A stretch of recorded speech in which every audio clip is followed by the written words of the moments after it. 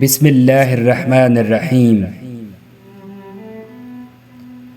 हज़रत हसन बसरी रहमतुल्लाह अलैह की एक मुरीदनी थी। उसका एक बेटा था जो बहुत सरकश था।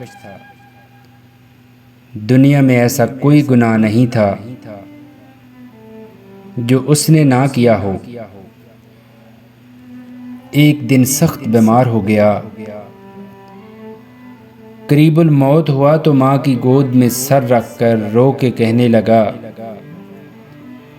अम्मा जी, अगर मेरी मौत आ जाए तो अपने पीर व मुर्शिद से मेरा जनाजा पढ़ाने की सिफारिश करना। अगर वो आ जाएंगे तो लोग भी मेरे जनाजे को कंधा देने आएंगे, वरना मैंने तो अपनी ज़िंदगी में कोई नेकी का काम नहीं किया। सारी ज़िंदगी मैंने गुनाह किए हैं। बेटी की तबीयत बिगड़ने लगी तो माँ अपने मुर्शिद हसन बसरी रहमतुल्लाह अलैह के पास गई और कहने लगी, हजूर, मेरा बेटा मौत और ज़िंदगी की कशमकश में है।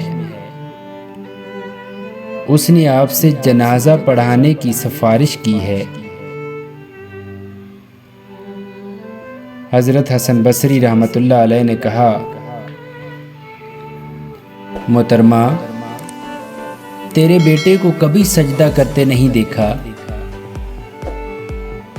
मैं इसका कैसे जनाजा पढ़ाऊं? माँ बोझल कदमों के साथ रोती हुई वापस लौटती है। बेटा जैसा भी था, मगर माँ तो माँ होती है। माँ रोती हुई घर वापस लौटती है और बेटे से कहती है, अगर अपनी ज़िंदगी में मेरी बात मान ली होती तो आज मेरा मुर्शिद तेरा जनाजा पढ़ाने से इनकार न करते। माँ और बेटा दोनों गले लगकर रोने लग जाते हैं।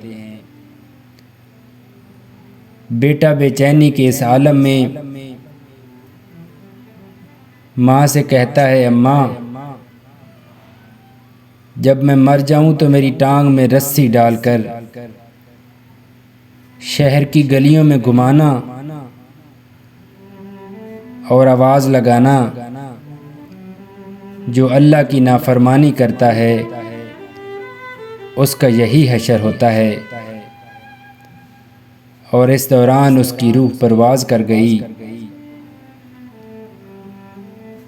मरने से पहले उसकी ये आजिज़ी अल्लाह के दरबार में मंजूर हो गई।